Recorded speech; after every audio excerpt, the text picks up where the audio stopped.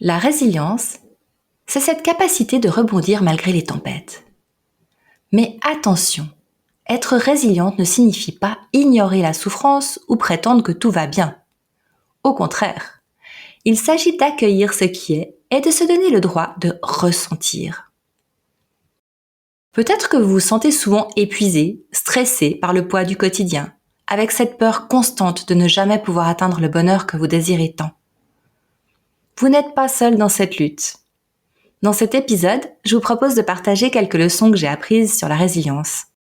Ensemble, on va explorer les différentes facettes de cette force intérieure et découvrir comment elle peut nous aider à transformer nos vies. Alors, prête pour ce nouveau voyage ? Allons-y.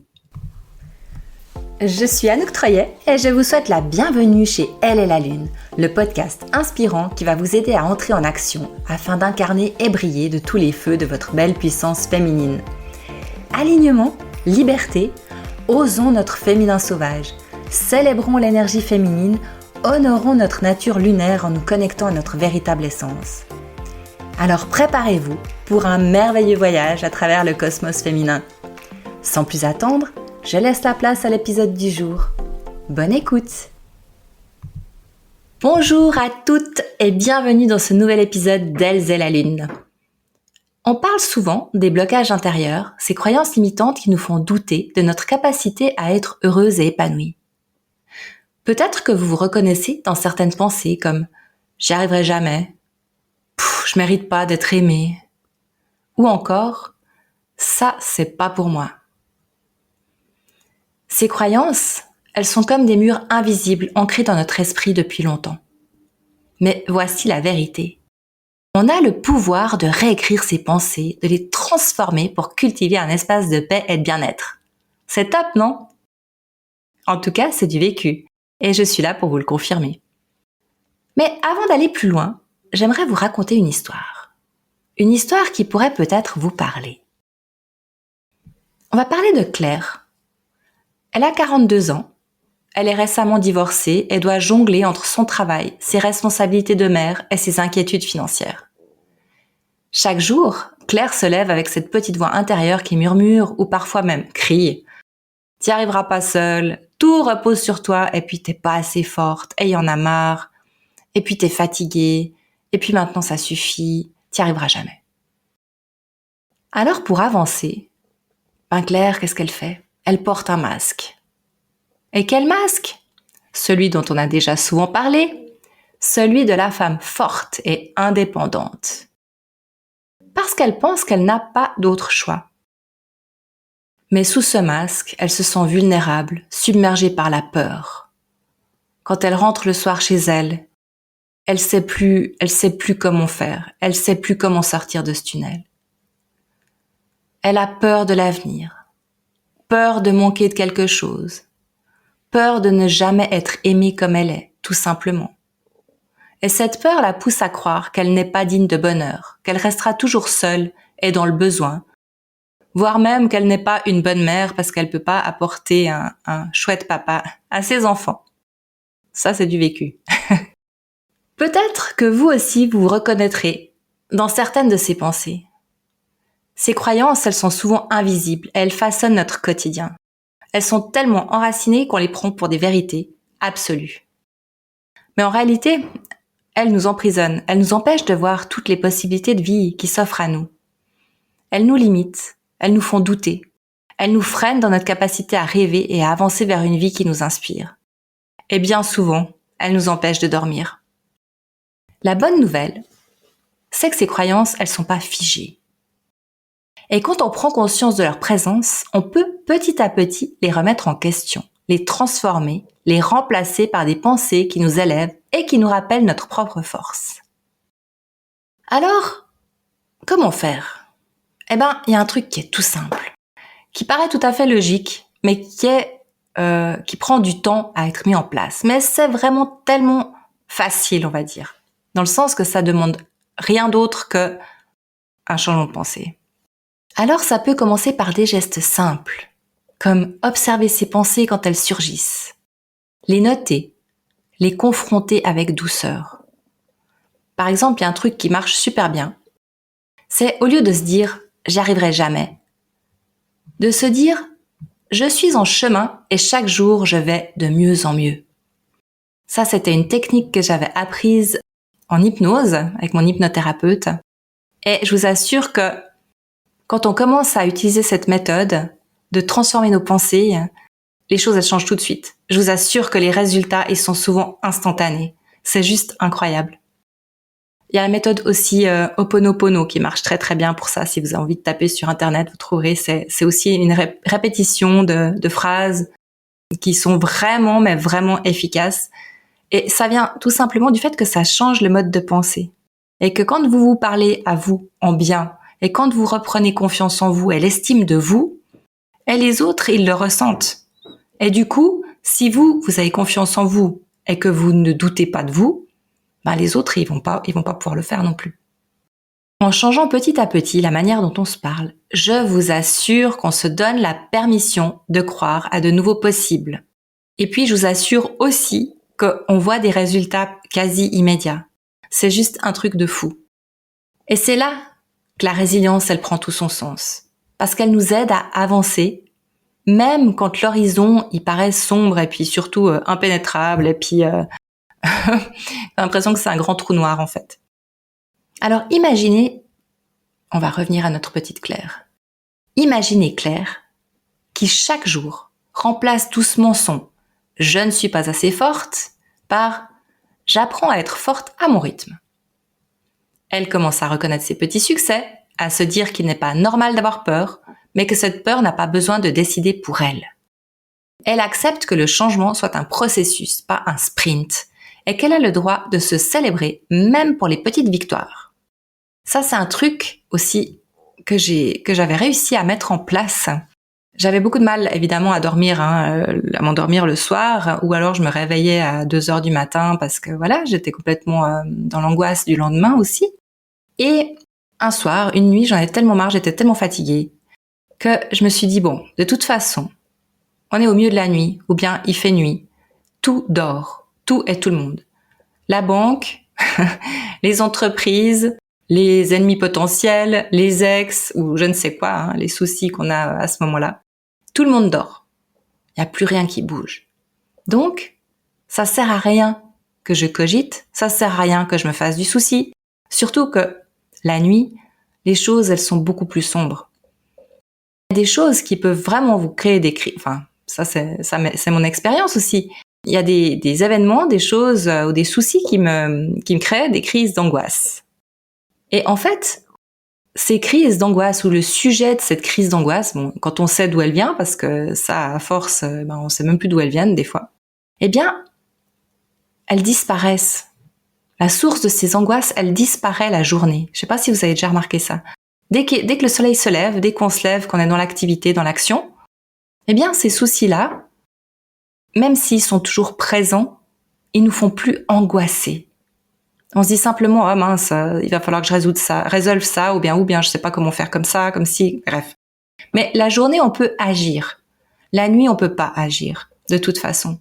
Alors, il y a des exercices de sophrologie, il y a des exercices d'hypnose, il y a plein de choses, de techniques à faire, et je peux vous en donner plein.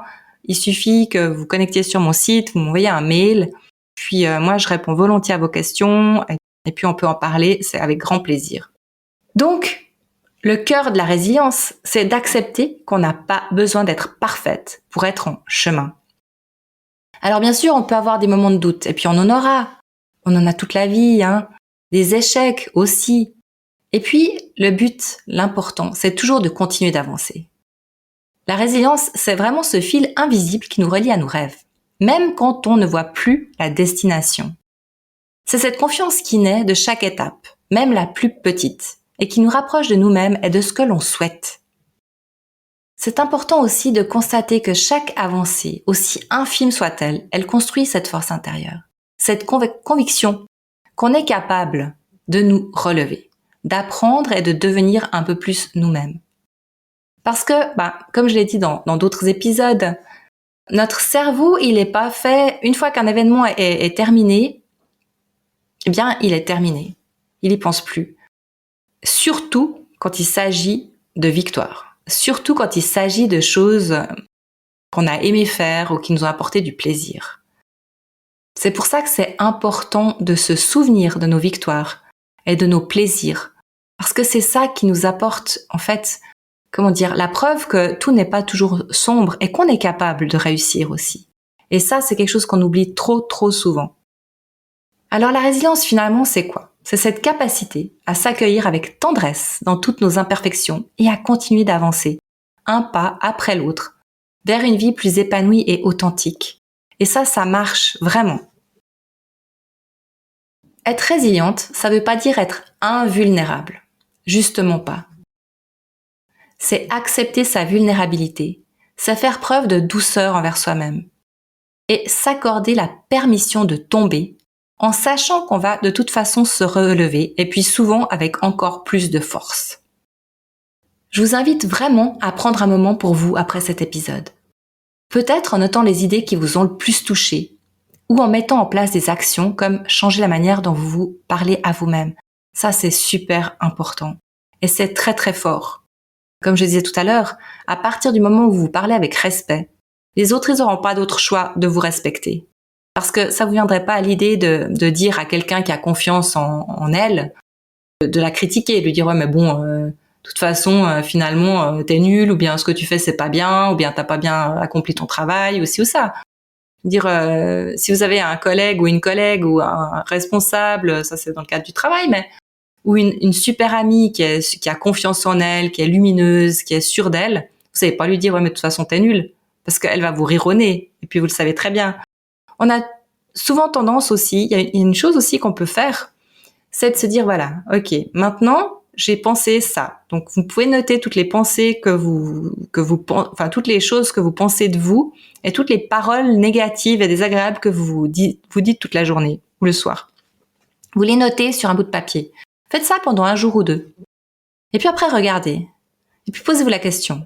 Mais est-ce que je parlerais comme ça à quelqu'un de proche? Est-ce que je dirais ça à ma fille? Est-ce que je dirais ça à ma meilleure amie? Jamais de la vie. Alors pourquoi s'infliger ça à soi-même? Donc, finalement, avec tout ça, tout ce que je voulais vous dire, c'est que la résilience, c'est vraiment ce qui va vous amener à retrouver l'estime de vous, la confiance en vous. Mais en fait, quand on parle de reconnaissance, on a souvent besoin de reconnaissance des autres. Mais en même temps, si on sait se donner cette reconnaissance à soi-même, franchement, les autres, on n'en a plus besoin. Après, ça change totalement la relation aux autres, justement, parce qu'on n'est plus dans la dépendance, on n'est plus dans la demande. On se suffit à soi-même. Donc, on n'a plus besoin du tout d'avoir l'avis des autres, d'avoir la reconnaissance des autres, d'avoir quoi que ce soit des autres. Et puis, on est prête.